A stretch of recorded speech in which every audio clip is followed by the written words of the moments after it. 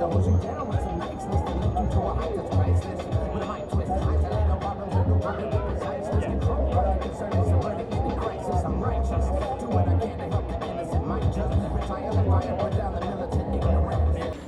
we're in the city at the front of the Melbourne Town Hall at the Homeless Persons Union anti-security guard speak out in front of the banner here that people have made, which is awesome.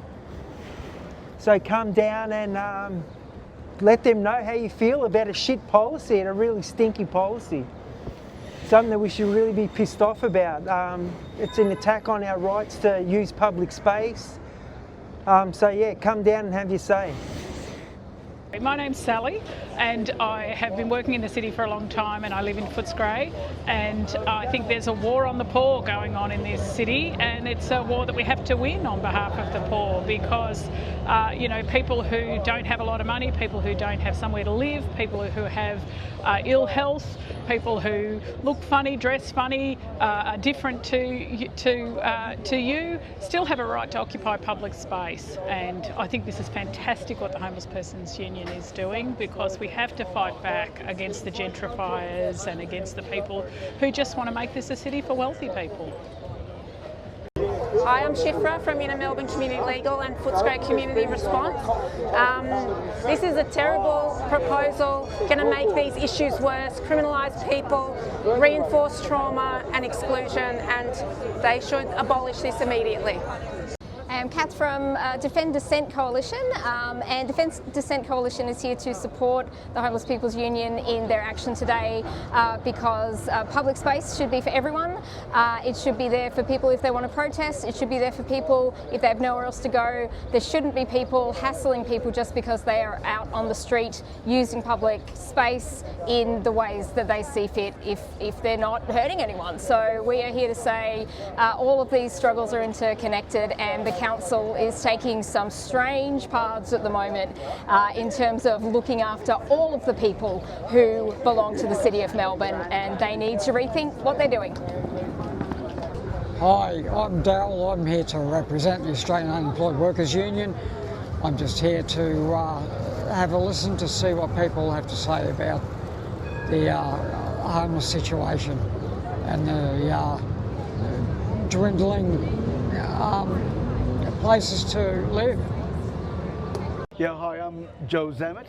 I'm actually a resident in Naarm, and I thought I was under the impression that we're a civilised, caring society, and yet the way we're spending $2 million to harass and move on the homeless people is outrageous. I think it's so unfair, and yeah, we ought to be ashamed of ourselves. That $2 million plus needs to be caring for the homeless, providing accommodation, safety for the homeless.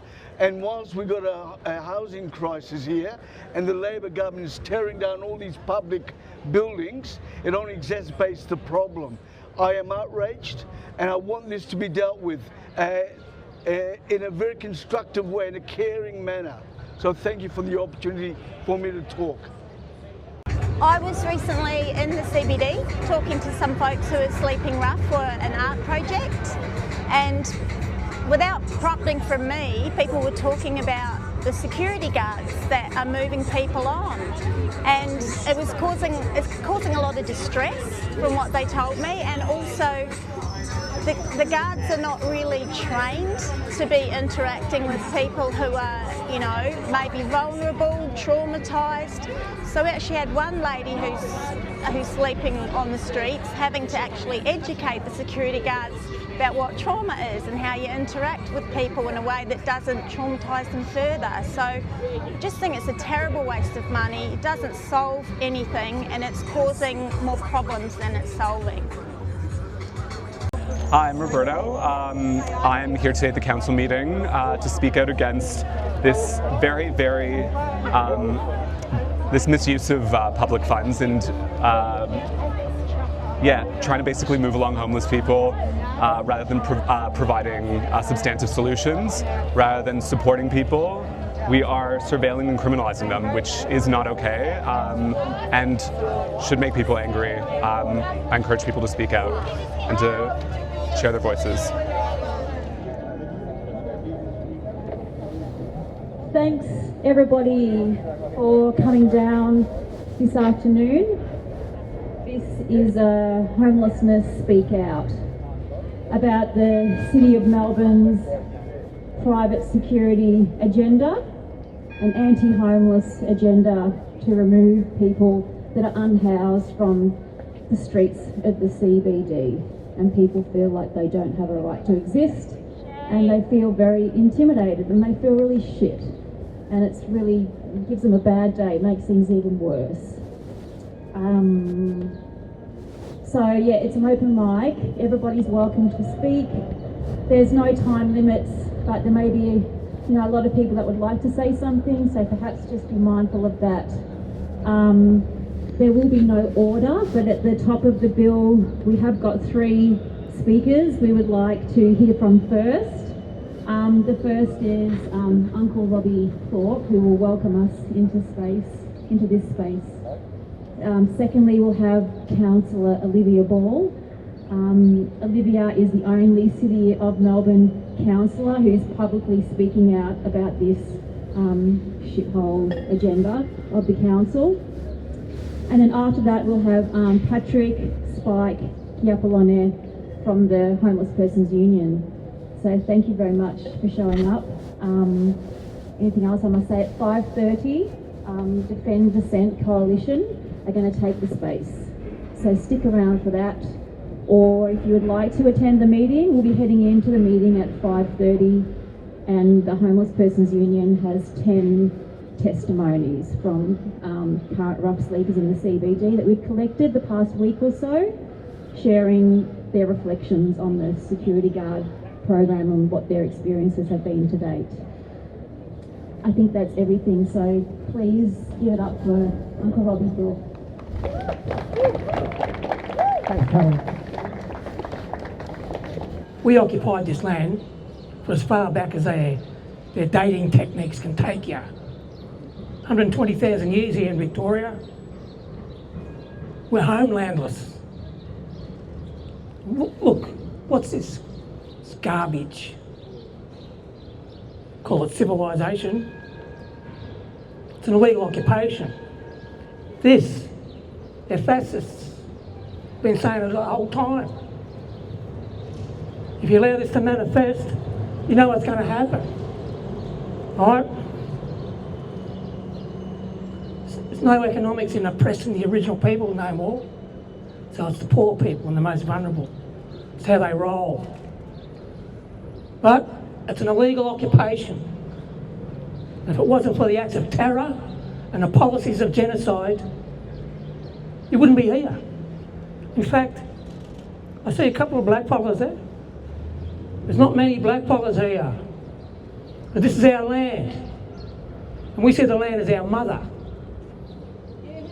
And we'll never give it up, ever. Hey?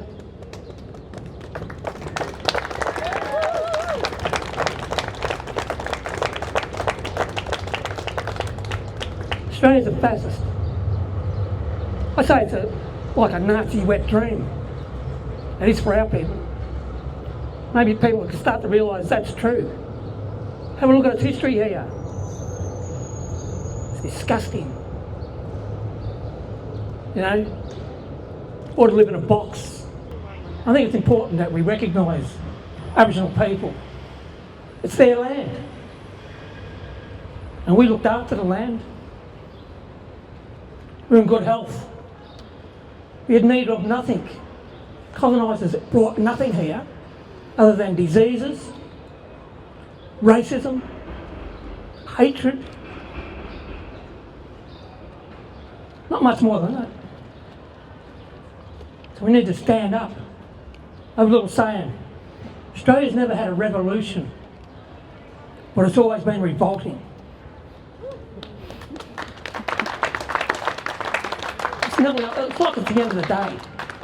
Now, trashed everything in this land. Everything. You know, Victoria, the worst of them all. This is where the first constitution came from, here. Here. Victoria.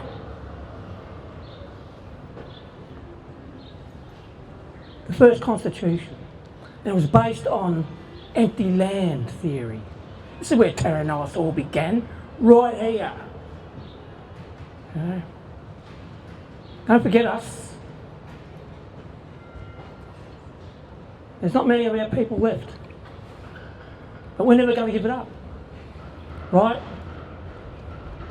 We'd rather die than live like an assimilated imbecile. That's what they've tried to do to our people. We're fighting back. And that's where it begins. They can't justify it. So what is the deal that they did for this housing here? For these 44 towers? You know, it's a real issue. Let's gather these people together. Stand with them. Anyway. So we'll just keep fighting. Don't ever give up. Ever. It's our land. You don't get things from acts of genocide. You don't get to own things. Acts of terror, lies. That's what your country's built on, Australia. What a ridiculous name. Are you Australian? Yeah, you are. What a name. Come up with something better than that, can't you? Anyway, we had some beautiful names for this place. And I want to recognise the people who did live here in harmony with the land, with the people. Yeah. That's the civilisation, folks, when you can do that. It's a lame excuse for a civilisation, Australia. You know, just peel back all the lies and you see what it's really all about. And they can get away with doing this, pressing people, because that's how they do things. You know, pressing the most vulnerable people. Anyway, they made a mistake when they took us on. We don't give it up, ever. Thank you. I think we need to revisit our local laws in the light of the decriminalisation of public intoxication in Victoria, which we haven't done. And I think we should end this security guard program.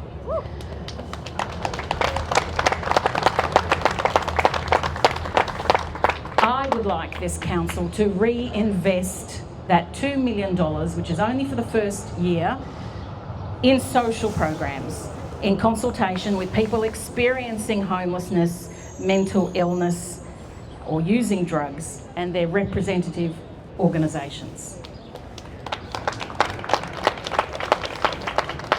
I would like this council to advocate. It's one thing we're constantly doing, talking with other levels of government, and advocating is our role for our people here in this municipality. We do it all the time. We should be advocating strongly to the state government to increase mental health care and proven AOD harm reduction measures.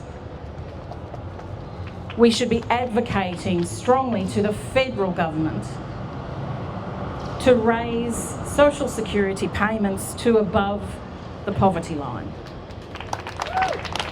How is this controversial? We should further be advocating to the federal government, I would argue, to axe capital gains tax concessions and negative gearing to address our housing crisis. And better yet, I would argue we should hand over the CCTV network, which is a policing tool, to be paid for, hosted, managed and monitored by the state and police as a policing power belonging to the state, and to reinvest that $2.1 million into proven social programs.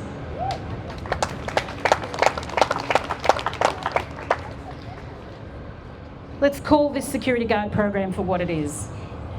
It's setting the power of the state against our most defenceless citizens, our sickest, poorest, most traumatised citizens.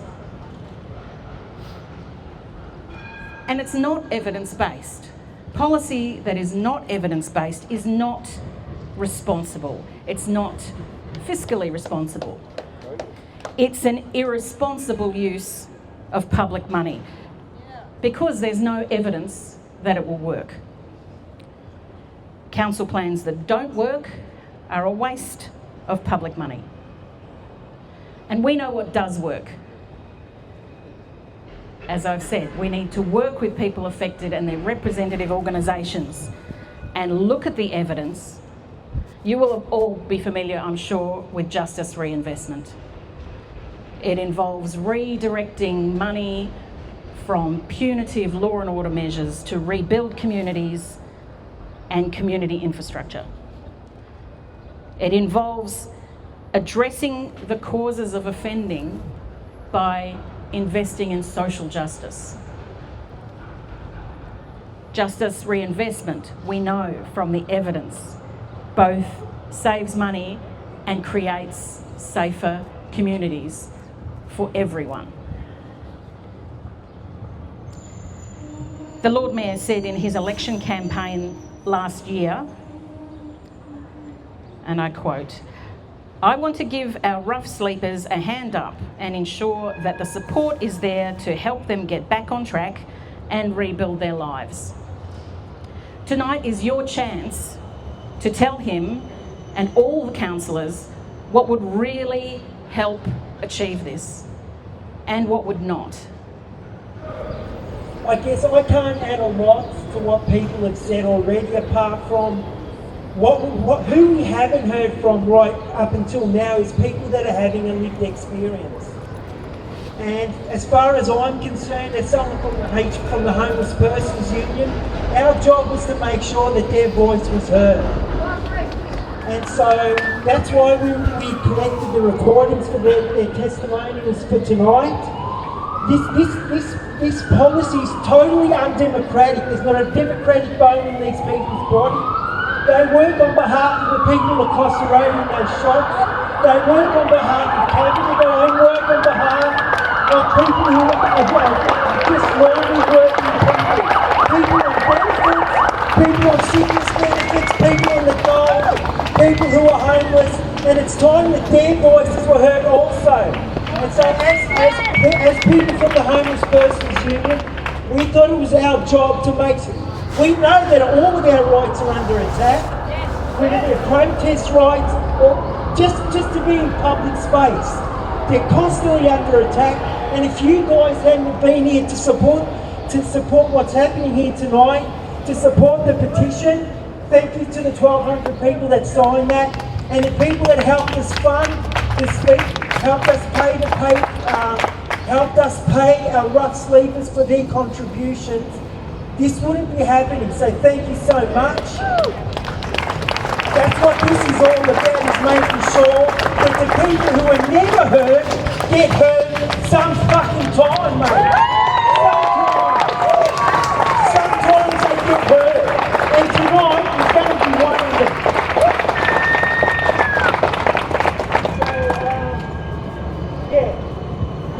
Thanks so much. Is anyone else that's actually that's homeless right now want to speak? We have other areas that are supposed to assist, and they keep passing off these people to other areas to act when they are in position to act. So it's important that we let these people know that our voices are so important. They're in positions to act. If they've got permission to do things, well, then we expect it to happen. We are not waiting anymore.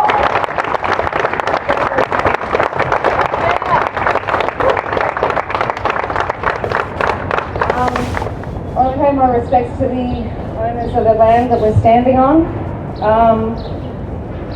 and to their ancestors, and to the presence of the people who this country belongs to, who are standing with us in spirit and in their bodies here today. This is a really painful thing for us with lived experience to speak about, actually. So I want to pay my respects to the people who have lost their lives in these streets through state violence and through state indifference. And that's a pretty long history now, and it involves a lot of people.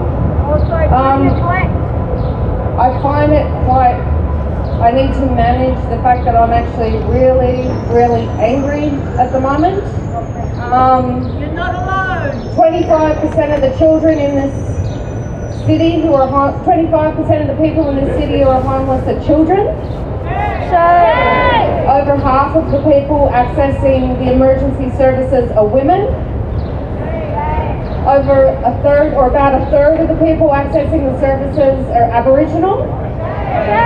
And these streets don't belong to the police, they don't belong to the council, they don't belong to the government, they belong to the people. If anybody has a right to a voice in this situation, it's the original owners of this country, and it's also the people who are living here 24/7 and have nowhere else to go.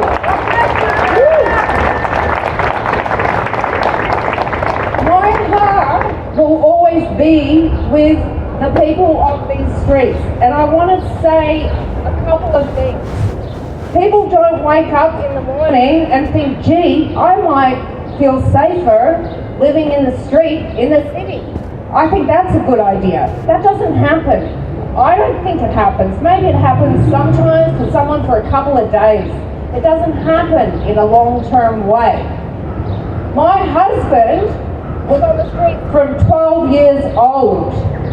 That's because his stepfather took a gun to his head and said, if you come home, I will kill you. That is the situation of the children on these streets. I picked up a child just a few weeks ago who'd run to these streets. He is in the same situation. He's not safe at home. That's why he came here. I lived here because it's safe, because there's lighting, because there's cameras. When they have these security guards and police and local council officers and one social worker, and they call it outreach, I want to say you're traumatizing and shaming me as a person currently housed. Street 2. I won't stand for this. That's all I want to say. God bless you all. Well, I don't believe in that. Bless you for being here and taking a fucking stand with us. We appreciate you, and we really, it means something to us, because no one stands up for the homeless community. Thank you.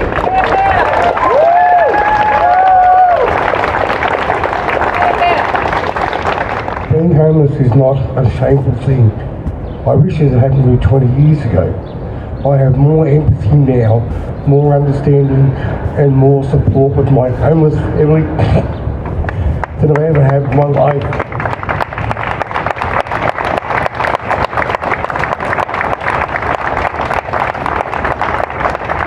I thought to be homeless you had to be an outright bum, never wanted to work in your life.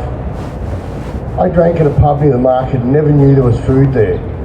I found out there was food there. I found out one place that was box was ticked. Found out where I get a shower, where I get my washing done. The hardest place is finding somewhere to sleep. And this arsehole council wants to make it harder for us. Why?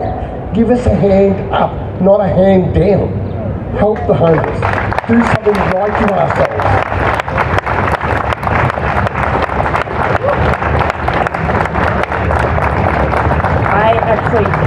I'm a bit speechless, to be honest, because this is where we are in 2025. We are meant to be one of the advanced countries in the world, wealthiest countries, yet take a look around. Sorry? Yeah, it is. Yeah. I've got a bit of, I've been homeless in my time, and I work in the sector at the moment, and I have no words. I have, we've got beautiful people speaking and and wanting help and asking for help, and yet the door's just shut on them. And us as service providers and organisations, we're working for a fucking system that we despise, and that's my biggest struggle working in the system, is working under the colony, despising everything that happens to these beautiful people, to us. And yeah, I don't know what to say anymore. I don't know what to... it's good to see people here. Would have been great with a bigger crowd like we normally do, but you know, thanks everyone for coming and speaking and looking after... You've given me the courage to say everyone's buried in a false debt. A debt that didn't exist. And I'd still be in my cooperative home of 29 years if there was a conscionable housing registrar, ombudsman, Supreme Court, not one of them. Hear the primal roar of pain, of anger, my primal scream of wanting to survive. To survive! I'm only subsisting. It was so cold last night and wet the night before. And I'm so grateful that you're here. Thank you, thank you, thank you, thank you, thank you. We've got to shift homelessness out of the normalisation, the sanitisation, and make it the crime that it is. It's a criminal act to leave us homeless. That's right!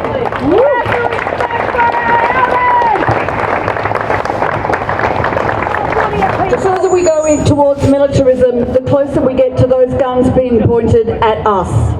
And that is what homeless people are now potentially facing on our streets, is the weapons that our government invests in pointing at us. Well, how fucking dare they? We will not stand for it. I wanted to touch on something the last speaker said about the so-called housing crisis. I'm sure everyone knows there is no housing crisis. There are more empty houses than there are unhoused people, much more. We're in a greed crisis. Not a housing crisis, it's a greed crisis. The whole cost of living crisis is not a cost of living crisis. Food grows out of the ground, free, air, water, land. It's being hoarded by the rich, who then sell it back to us at prices most of us can't afford. That's a greed crisis, not a cost of living crisis.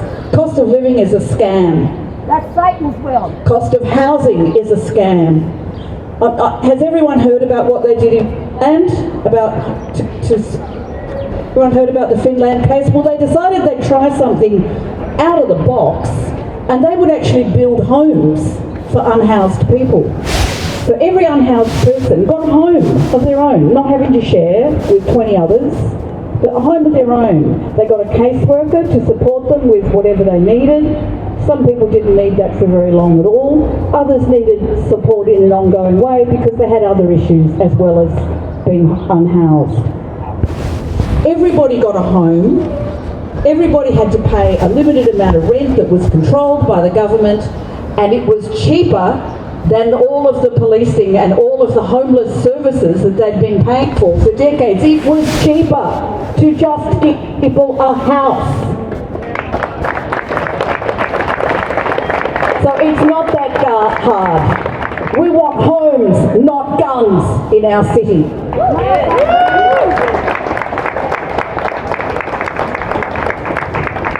I've noted in this state, we have a lot of developers building private properties, taking up a lot of land space, and also impacting upon our public housing sector. So we need to really allow these developers be notified as our government that all those buildings that are being built could be housing people that are actually here and been on the list for a long time, and could also accommodate those who come and visit.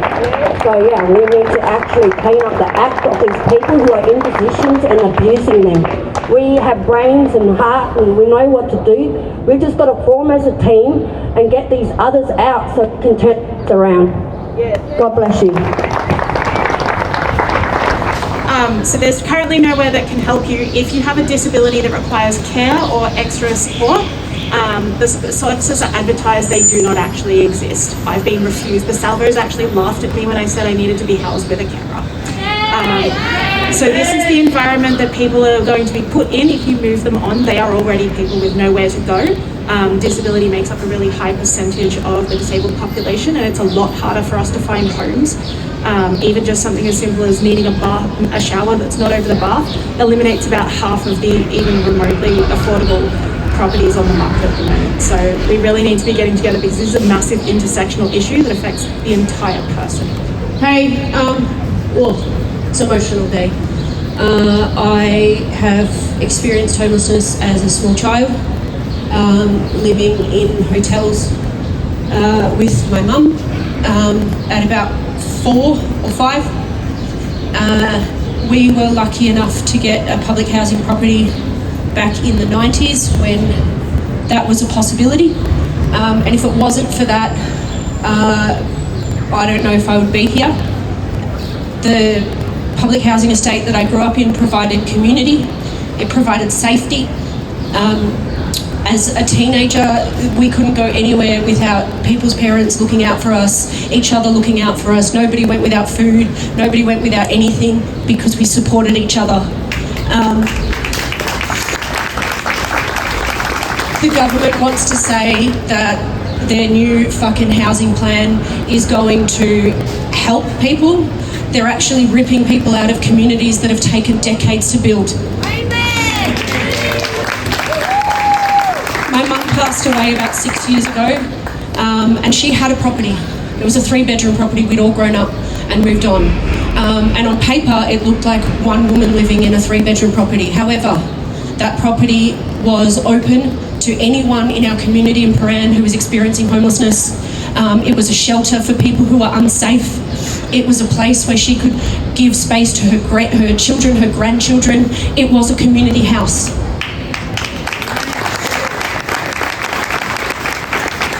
I'm now almost 40, and with the cost of living crisis, I am looking at potential homelessness again. Thanks, government, fuck you. It's still community that's keeping me safe. It's what we do, it's showing up like this, being interconnected, not letting the government tell us that they know how to fucking run shit. My dad is a public housing resident in an aged care building that also provides him with food, with safe people, and he doesn't know how long he'll be there. It is not okay to take housing away from people. It is not okay to put money into fucking bombs. Thank you! It makes no sense. It is senseless. It is insane. We need to keep showing up. I've spent all day in hospital dealing with all kinds of hectic stuff. I'm a carer for my dad, and not stopping here on my way home wasn't possible for me. They want us tired, they want us exhausted, they want us disconnected from each other. We cannot give up.